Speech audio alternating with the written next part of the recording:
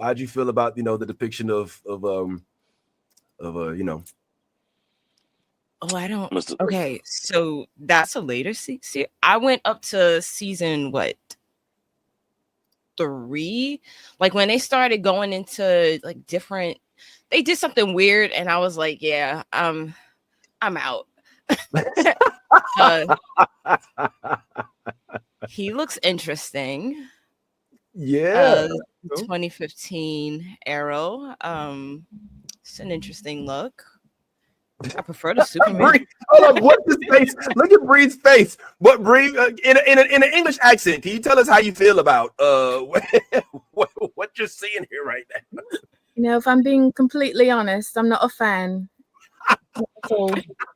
No, it's not that. I was trying to be nice. No.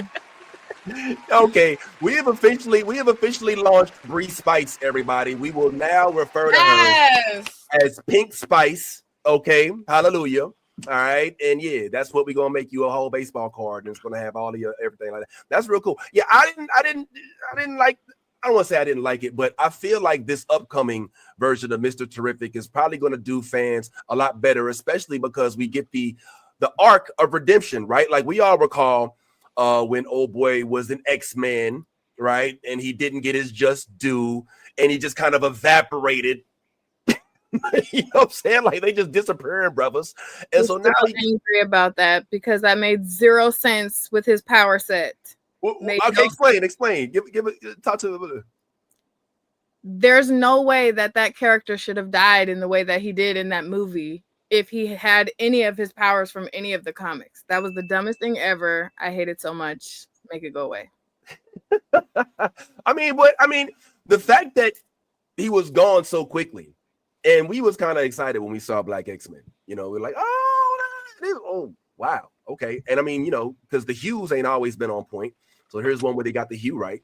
It happened. But I feel like he himself is also getting excited about the possibility that he'll be able to finally have a different representation of superherodom as opposed to what it is that he got. As for the depiction, Bree, Keisha specifically, since you said you read the comic, what do you think about the way that they're making him look in the movie? Solid. I mean, yeah, I'm not against that. It's solid. It's better than the Arrowverse, definitely. Way better. Yeah.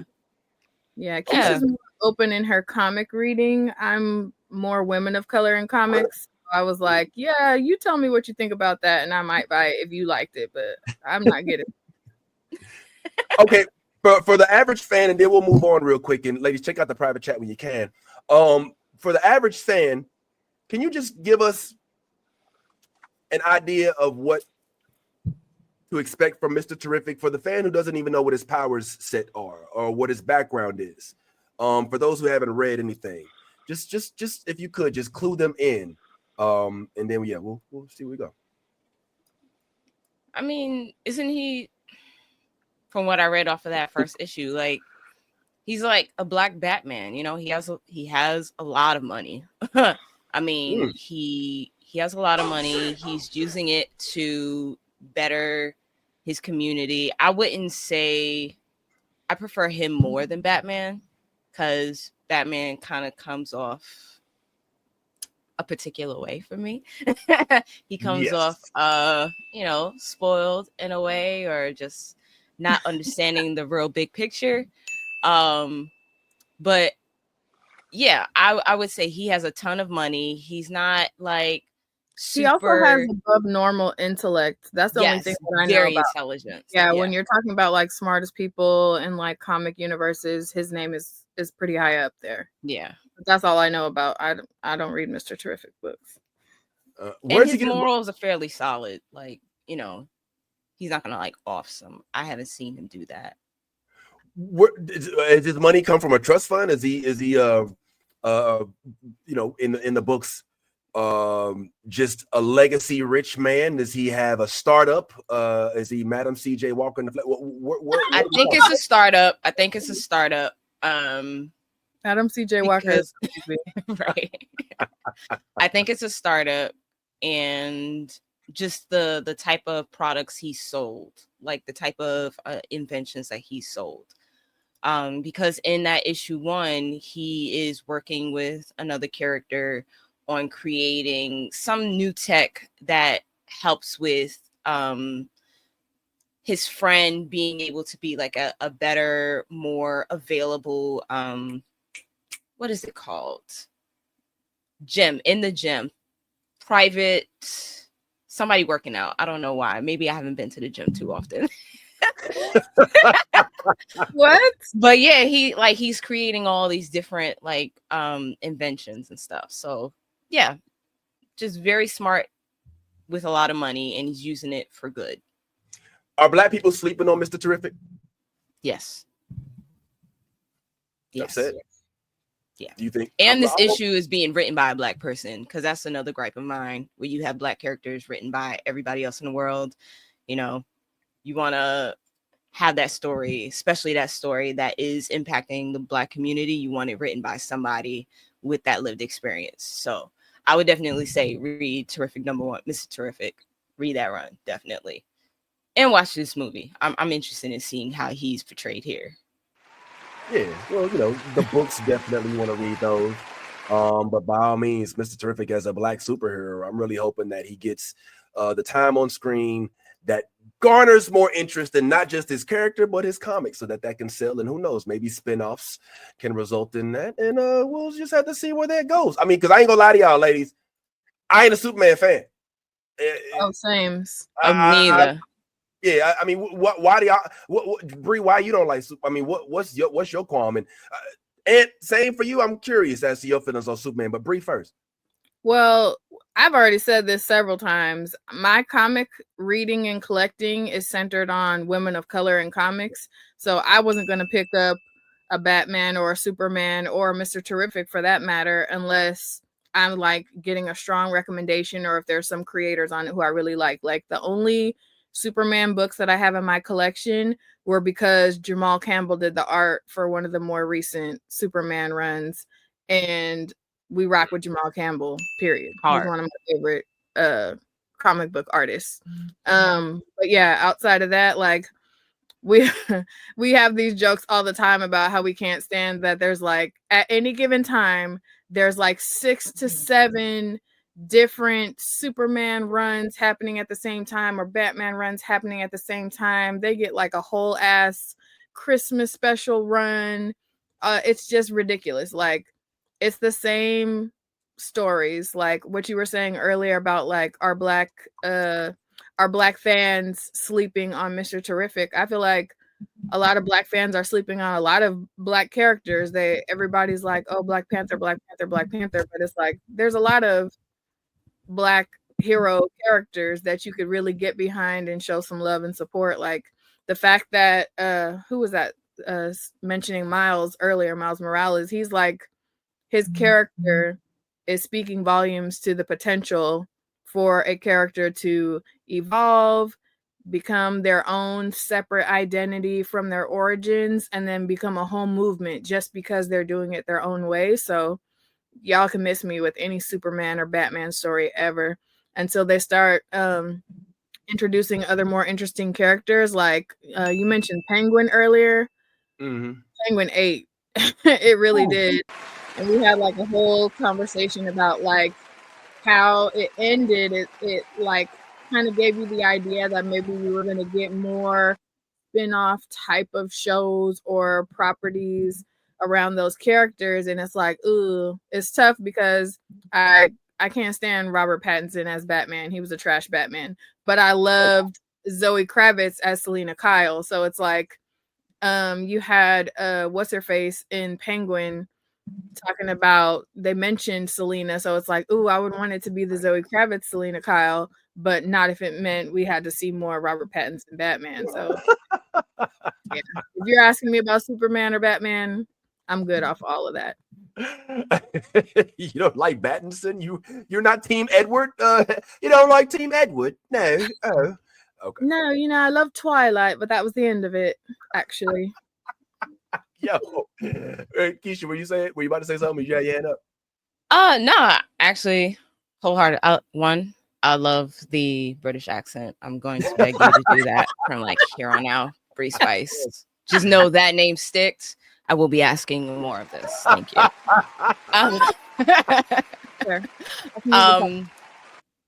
No, I mean, I respect everything that Superman stands for. You know, the fact that he is an immigrant, he looks out for immigrants. You know, he is like, if you're gonna have an overpowered superhero, you know, he's pretty good.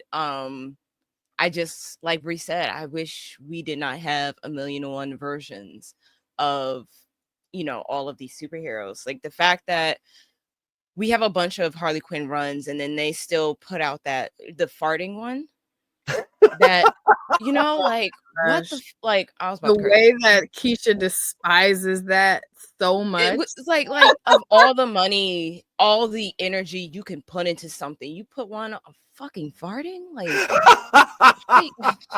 okay. And I'm on the opposite end of that because I'm like, it's okay to have a beloved character have some wacky stuff happening, but that was crazy. Run. But it just seems egregious and disrespectful when they have all of those, and then you have like Storm having been just celebrated her 50th anniversary, and this is like one of the first runs where they're actually putting some respect on her name and letting her have all of the variants and let it be written by a Black person and you know, just really letting her power set thrive.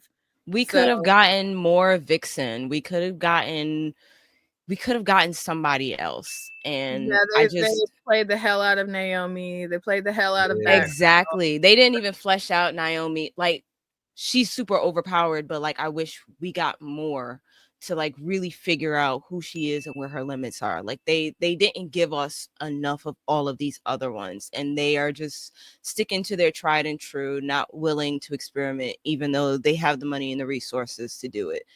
They just don't have the creativity and imagination. So someone in the chat is talking about Superman being a very interesting character, and they mention a Black female hero. She's actually an anti-hero, and her name is Marilyn Moonlight. Yeah, Marilyn Moonlight. And she is steezed up.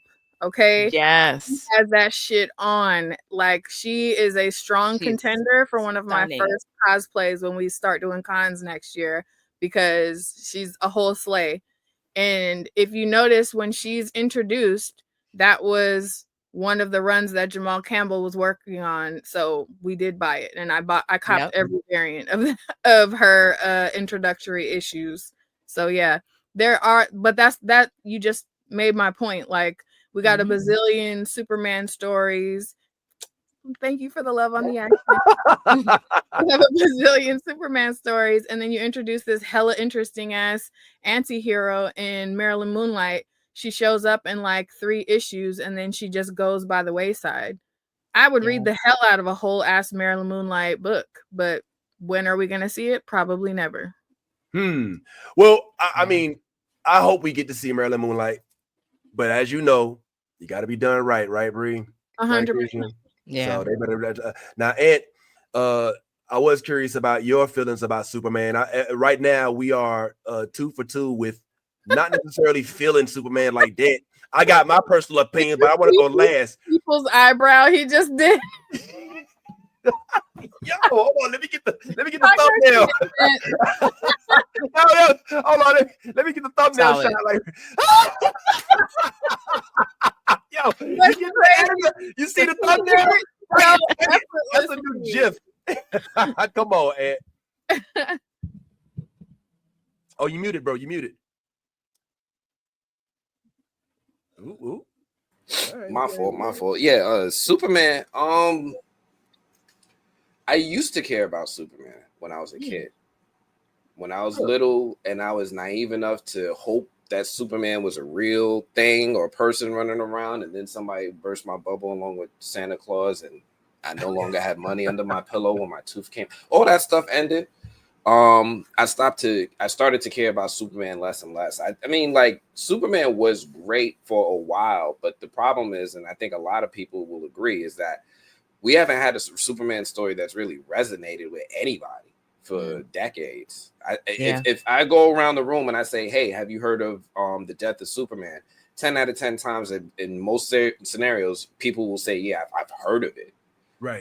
If I bring up, have you heard of the story of New Krypton? When Krypton was brought back to life and was put in adjacent orbit to Earth, people are gonna be like, the fuck? Right? Like you don't have Superman stories that really resonate with people. So I don't have a problem with the character if he's written right. They just don't usually write him right.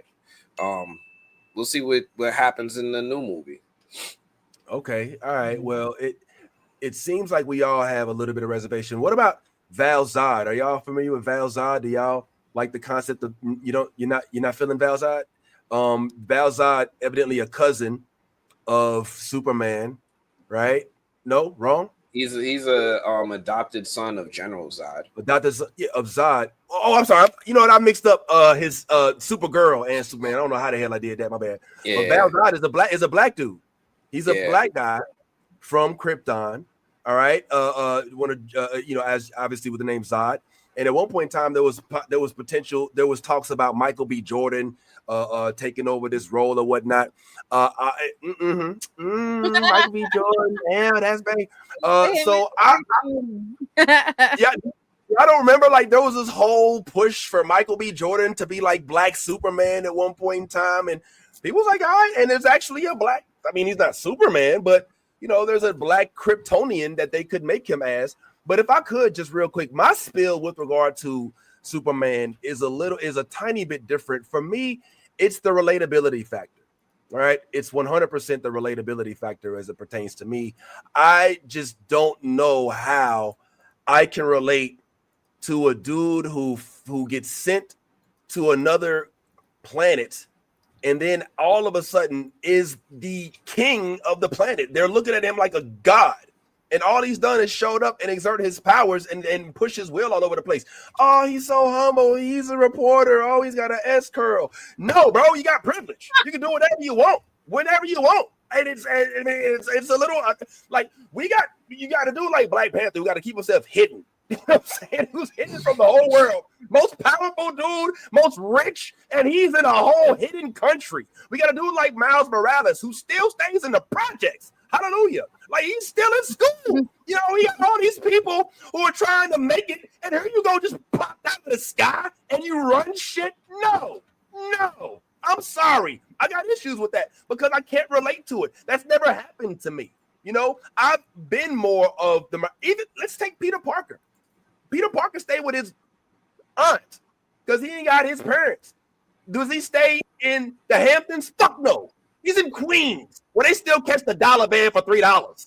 Right? Hey, he's not somewhere where he's at the top of the Avengers Tower. He still don't got a girlfriend. All right, he got to worry about whether or not if he has a girlfriend in public. If then Green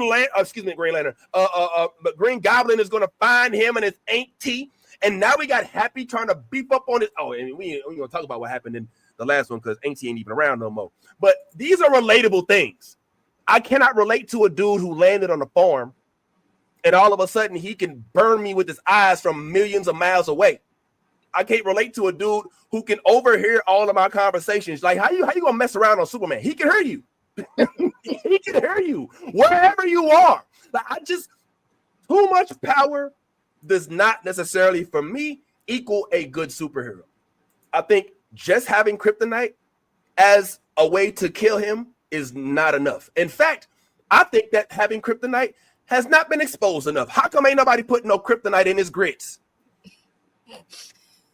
We both know that white man is not even. Okay, just stop it.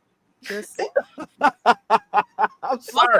Also, one time for all of the Superman fans in the chat going crazy talking about this original story, Naomi's backstory is very similar, but they address the aliens and all of that are the source of her power set in a way cooler way, and they really chat on her story and gave her a CW ass style show. Oh my god! Still good despite that, and then they let it go by the wayside. So I don't want to hear none of these Superman chats talking about the story, the this, the that. Naomi did it better, and y'all not supporting her, so whatever. Do you mind giving me a quick love bomb on Naomi, ladies? I watched the show. I didn't read the comic as much, and I know you ladies are deep into the comics in the literary sense. Would you mind just giving us the full extent of what everybody missed with the Naomi casting? Is that cool? I mean, I didn't see the show, but I read the comics. Yeah. Wait, I was just gonna say Keisha's a bigger Naomi fan than I am, but this is just another example of both of our love for Jamal Campbell's art because he ate that up. Yes, amazing. Yeah, there's two volumes of Naomi's comic run. The whole thing is spot on. Similar background story to Superman. You know, she came down alien pod crash landing situation, but the way that they like revealed the people who were in place to like protect her and keep her safe and help her develop her powers and all of that was way better than just dropping her off on a farm somewhere and then letting her run shit. Like there's actual character development. But yeah. And then the show, I think they CW Smallville the hell out of it to where to me it felt a little like squeaky clean for what the story could have been, but it was still a fun show. Like all of those CW style shows were popping off and people were watching those, but for some reason when you got a black girl with, you know, freestyle braids, now she gets the show gets canceled. It's the dumbest thing ever, but yeah, it's a solid story. The art is amazing. The way that they approached like the celebrity aspect of superheroes, of what it would really be like if we were, you know, superheroes existed in our current reality. They would be on the news. You would have like fangirls pulling up trying to get debris from whenever they tear up a building and stuff like that. And yeah, that was part of her origin story too. I feel like I'm trailing, but yeah, Keisha is the bigger fan. I'll let her say her piece. Okay, so I can't speak on the show because I haven't watched it. But overall, Naomi, I liked it. I love the story. Because not only was Jamal Campbell, there's another black creator that's on that one. I forget. Is it Chuck Brown was on it? There was 2 black artists and writers on it with Bendis. So I think they did a really good job fleshing out Naomi as a character and her being an orphan in this town. I love the art. Like you said, Jamal Campbell did a fantastic job with the artwork in depicting like how the news would, you know, deal with her and what she's going through, how her family would deal with her being an orphan and like her figuring out all these powers. I have my issues with Bendis, and I feel like, you know what? I'm not gonna say that yet because I haven't watched the show. I'm gonna watch the show, and then I'm gonna see if I'm right. Oh, I'm gonna see if I'm right. You still gonna watch the show? Yeah, because at the end of the day, I know it's not gonna count as much with it not being on TV right now, but I still want to support it. I still want to support black characters in whatever shows they have, because we do not get a lot and we don't always get the opportunity to fail upwards. So I'm gonna still give it a chance. That part. Keisha always approaches these things from a librarian / historian perspective. So she's gonna, the wave is past, but she still has to know it for her information. Yeah, for me. I gotta know for me. Yeah. And see. Okay. I feel like Black Lightning was almost good. Yeah. Hold on, hear me out. The reason I say it because sometimes I feel like Black Lightning himself, I feel like they pushed him to the back to make way for the daughters. As I like that portion of it, but I'm questioning what was the motive for that. Was it because Khadijah's man from Living Single wasn't holding it down? You know what I'm saying? Or was it because the character himself wasn't garnering enough attention, so we want to go ahead and pass it on to Lightning and Thunder? I loved the daughters more than I did the actual Black Lightning. And that's what I'm saying. Like, that's why I mean it was almost good, because if it was really that good, we would have loved all of them just as much. Am I trip? I mean, Ty, go ahead, put me in my place.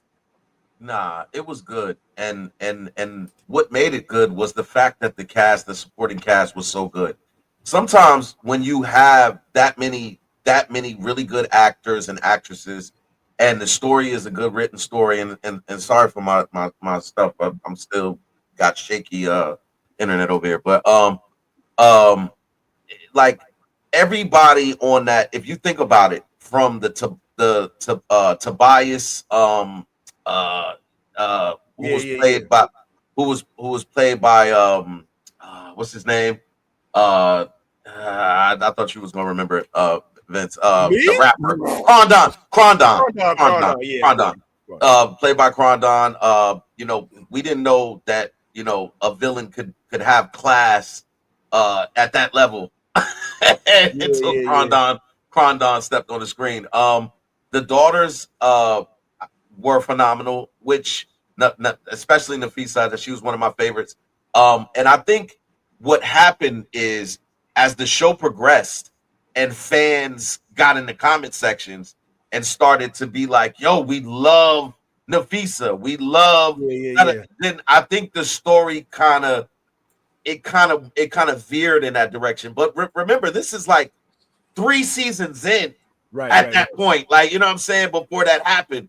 But this was a very I loved Black Lightning for the first 3 seasons. Absolutely loved it.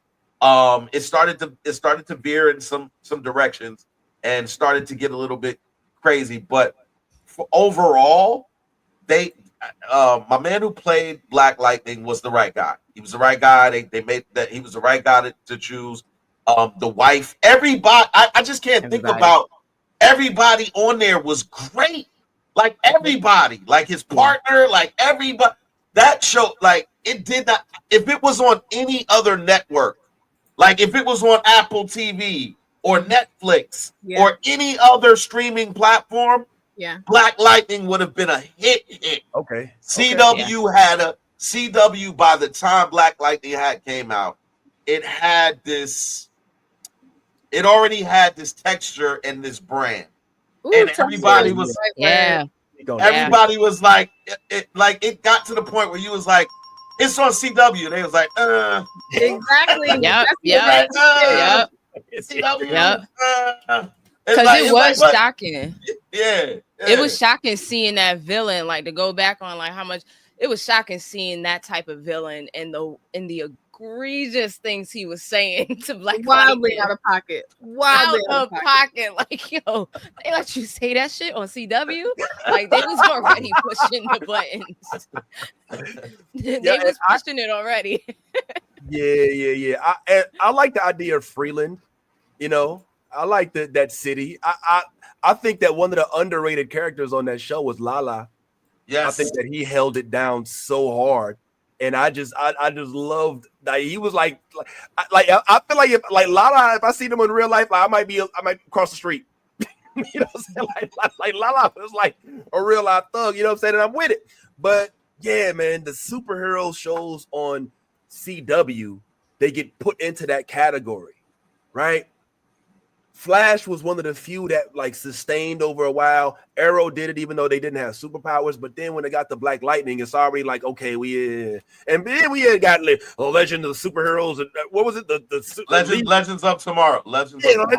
All these other, you know what I mean? They do the mashups where they all, do the little, we're doing the Armageddon. And it's like, all right, well, I would love to see that on Hulu or somewhere where they could be a little bit more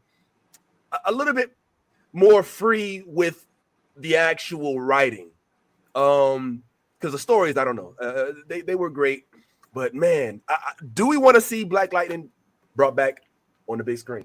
Do we want to see Black Lightning get another chance? Has he had his chance? Is it over? People's eyebrows sending me. I don't even know when he's doing it. Come on through Cap Spock. You know what I'm saying? What'd you say? Ant? You want to see more Black Lightning? Did you even watch it? Are you into it? I watched some of Black Lightning. I ain't watched all of it because at that time I was kind of burned out on the Arrowverse. I was like one of those people that was like invested and wouldn't stop no matter how much it hurt. So I watched it, but then I kind of tape it off.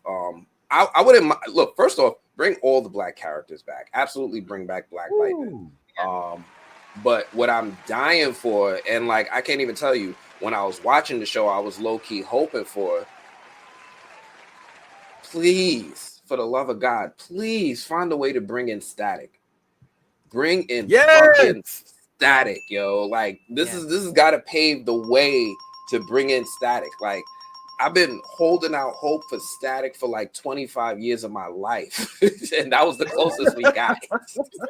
And there's so many actors who want that role. They've like publicly said they want that role. Old dude from Stranger Things, old dude from Sinners, Miles Catone, and boy that was in Power Rangers, the dude from Power Rangers too, wasn't he? Yes, and the dude from what was that cowboy movie that had all the people I love in it? Harder They Fall. Yeah, that. Yeah. The trickster shooter dude from that. He wants to play Static too. So I know who you're talking about. Yeah. I'm terrible with actor names, but there's hella people who want the role and are like holding out hope for that role. So it's like just give the people what they want, you know? Static. Do y'all agree with me? Static would be better served with the series. I don't know if I'm ready to give him a 2-hour theatrical introduction because, I mean, we want it fleshed out, and in addition to that, we want to also see characters around him. I want to see Rubber Band Man. I want to see like how they give us the full-throated origin, because I don't think that Static, unlike all the other comic book characters who have been recreated over and over and over and over, Static has not been properly introduced to the public, to the general public. That's not true, because I feel like we all watched the animated Static. Like I feel like a lot of black people will pull up for a Static movie or show. Yeah. Because even if they never read a comic or Static was like Saturday morning. You know who Static is, yeah. You know Static. I think somebody else. Yeah, I think that's the only reason why I would want a weekly show, just for the pure nostalgia, of how it was back in the 90s where you could watch him weekly on cartoons. So I think just for nostalgia, I want a TV show, but a movie I'm great with too. Yeah. Go ahead, Ant. I want both. Fuck that. Nah, fuck that. I want both, yo. For real, yo. Nah, for real. No cap, yo. If Spider-Man can be running around for years with TV shows and movies running around in parallel, different universes, and there's no fucking problem with putting that shit out there, why the hell we can't get Static in both lanes? And I don't mind if it's live action. I don't mind if it's animated. Do what you got to do. Miles, again, has shown us I could sit here for 2 hours and you can introduce Miles to me in that way. And you could make one of those timeless, beautiful movies that we'll revere for years. Word. I could still watch the first Spider-Verse movie. That's how good it is. Ask me if I could watch the first Tom Holland movie. Say that again. I ain't gonna lie. I would dare to say I'm the biggest Spider-Man fan on here, and I'm not gonna lie. I wasn't as impressed with Homecoming either, bro. And I feel like the reason I didn't like it as much is because it was too heavy on the RDJ. I like yo, scoot over, man. Let Tom cook. And also, I'm old school Spider-Man fan. I'm not big gadget. Oh, my suit speaks to me, Spider-Man fan. But it is what it is. Go ahead, Ty. I was just gonna say, traditionally, and maybe I'm wrong. Correct me if I'm wrong, but movies with villains or people with electricity powers outside of Thor have just not done well. It's just, I'm just being honest. Like I'm just thinking about all of the movies that like the person's power was electric base. Like I got, you know what I'm saying? Like, Which what? Versus Honey. Shocker. Okay. Electro. Electro. I was about to definitely say Electro. Miles Morales. What? No, Miles Morales. What? I'm talking about. Nah. What I'm saying is, Miles Morales has superpowers that exceed just his electric. That is one of his capabilities. Is that he has electric powers. What I'm saying is a villain or hero whose powers are based in electricity, like it has not translated well on screen. And maybe that's possibly why. I'm with Anthony. I think the best way to roll out a Static Shock is to reacclimate the public to Static Shock. Like, there are a lot of people, a lot of fans that know who Static Shock is, but there's a lot that don't. And the way, and since you have James Gunn, basically, starting over DC and giving fresh new takes on their superheroes, then this is an opportunity to do just that. You can do an animated series with better texture and animation quality. And then based off of that, you started slow with the series. You could possibly make a movie and do an origin story for Static Shock. But I think you definitely need to reacclimate everybody with this newer version of Static Shock, because I think we're in 2025. I think there's so many different ways you could go about showing his powers on screen that would make it look way more exciting than the original cartoon. Should they go past the PG? One thing about Static is he's always been family friendly. Do you think we'll ever change?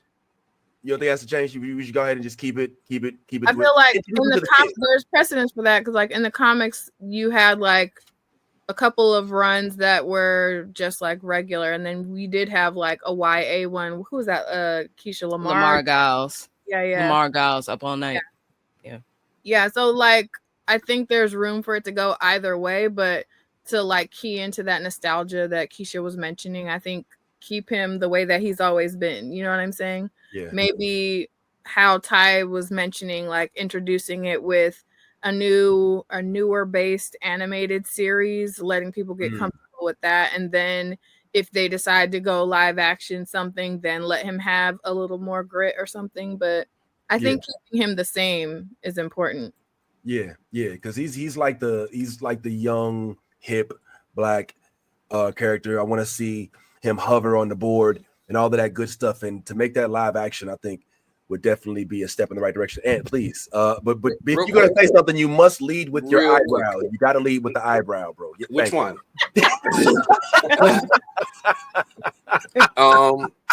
Real quick, I don't mind if they keep Static PG. I don't mind if they do that. They keep it family friendly. But one thing that is crucial to the character is that you have to be able to approach those sensitive race topics, because Static Shock would low key introduce topics of race to young audiences to make them more sensitive and aware to the issues of other races. It would teach them empathy.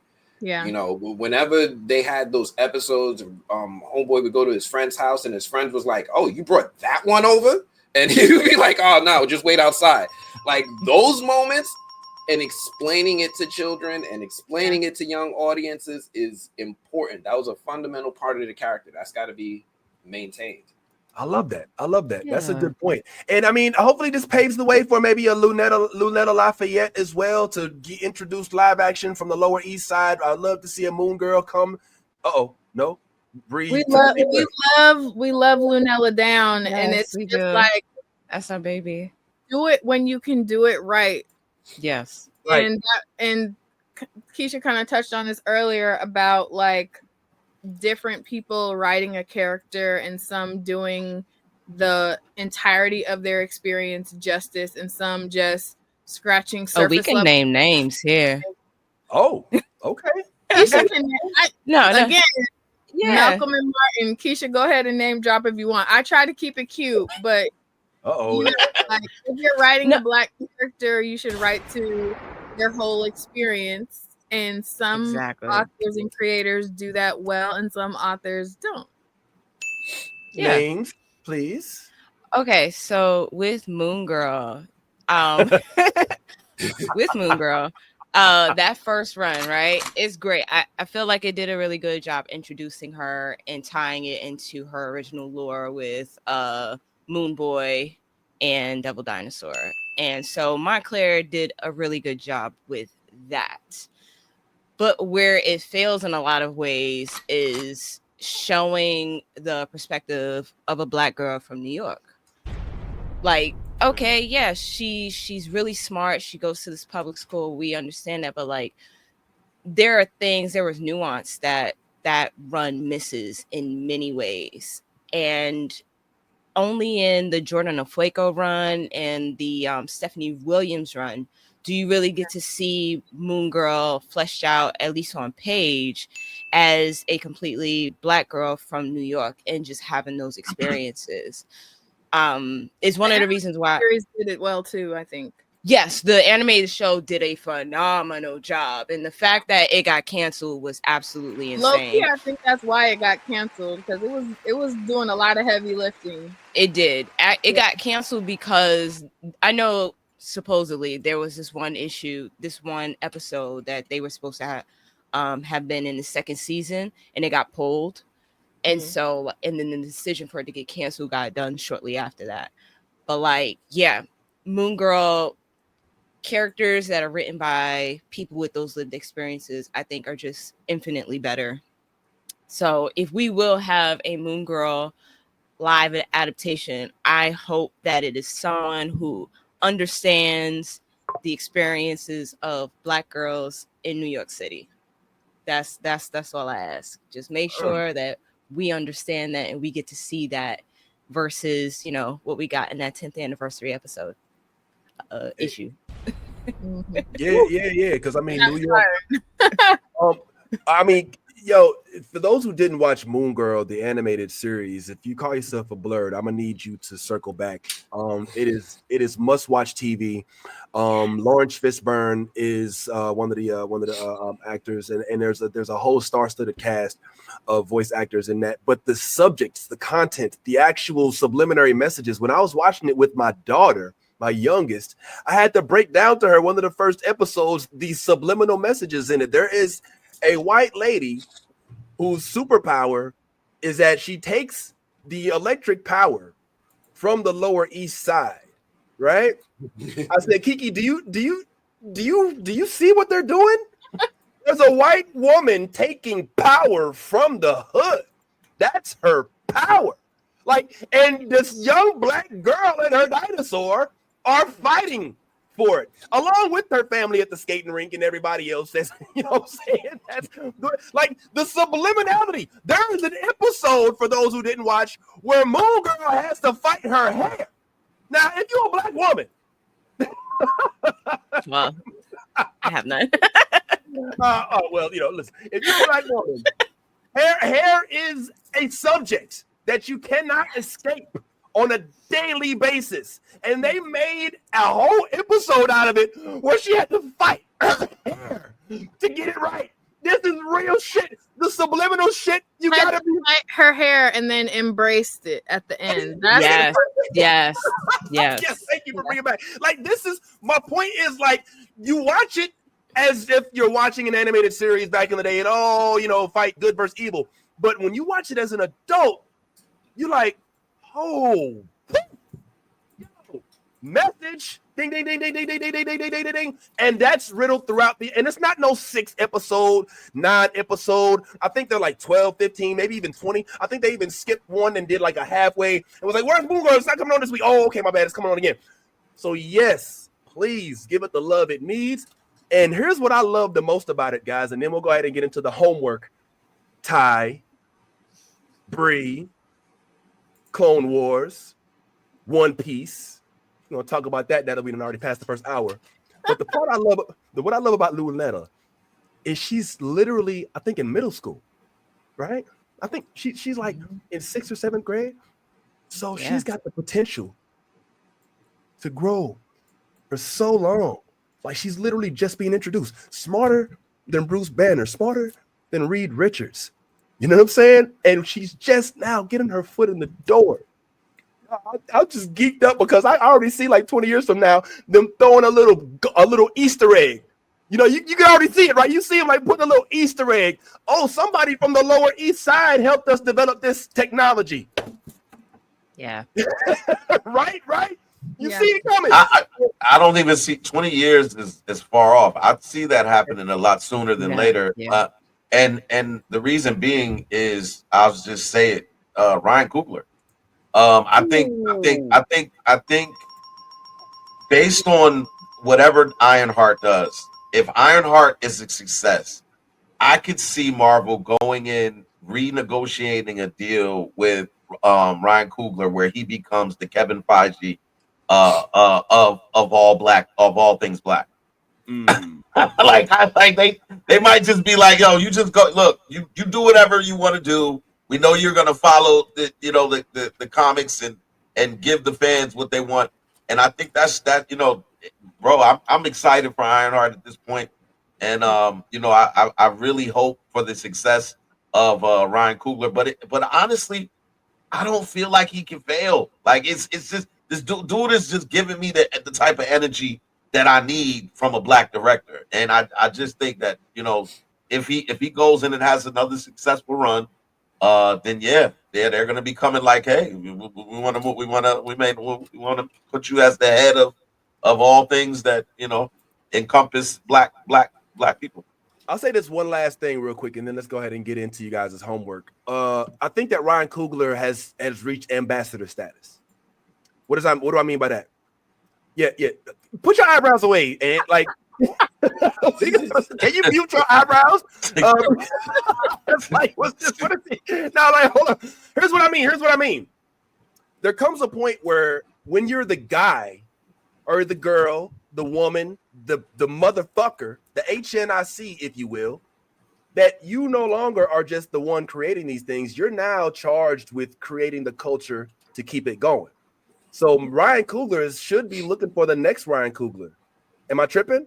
Ryan Coogler should be working to develop folks that can also hold it down, because Ryan Coogler, as a whole vibe, has shown the template and the blueprints as to how to generate successful black characters in a manner that does generate box office success. So I feel like now it would be awesome if he could open up the door for young directors, and start kind of being that mentor, so that we can keep this vibe going. What's up, Bree? I was gonna say, I feel like he's already doing that, because while I love that his name is associated with Ironheart, there is a whole team of black women creators who are actually behind the show. He's like the biggest name to associate with it now, but I feel like he's already doing that, because someone in the chat even said that. I can't find it now, but yeah, they were saying that Ryan is a producer of Ironheart, not the director.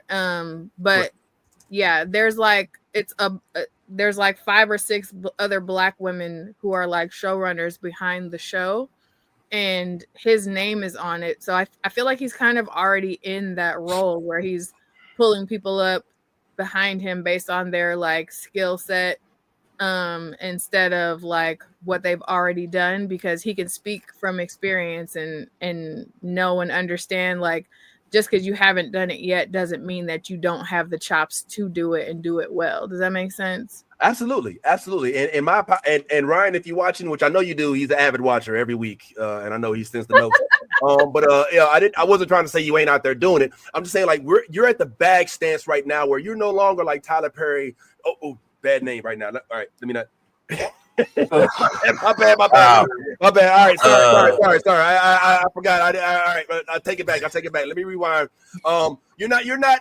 Oh, all right. You know what? You know what? Let me just say it like this. Listen, at some point in time, Martin Luther King had to show the folks that he would visit their cities. Like, okay, here's what happens after you leave. You know, at some point in time, the NAACP, at some point in time, the Black Panthers, they were training others to do what they couldn't after they left. You know, and so Ryan Coogler, I'm glad that he's already looking forward because he's getting a lot of projects. He's going to want to do a lot. And what we don't want to do is have him overwhelmed to the point where he's like, look, I don't want to do it anymore. Like, nah, you inspired a whole generation, bro. And now there's going to be so many more that can pick up the mantle where you left. Thank you. Vince, to Bree's point about Ryan Coogler, one of the things that I love about him is his transparency. One of the things that he's always doing is like telling people like step by step. Like he didn't have to do this, but he went and took time aside to explain the steps that went into making the centers. Like he went so when it comes to representation and gatekeeping, a lot of times you have individuals that get enamored with the success and then they want to just clutch. They don't want anybody else to share in it. They're just like, all right, well, I'm gonna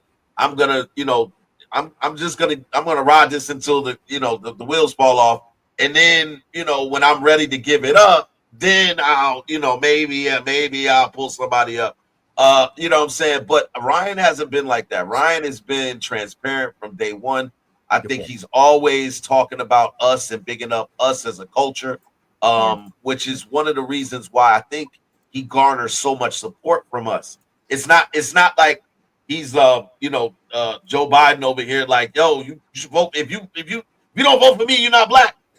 You know what I'm saying? Ryan Coogler is more leading by example, and people see that, and then they just want to support his projects. And then he's a perfectionist. You can see it in his work.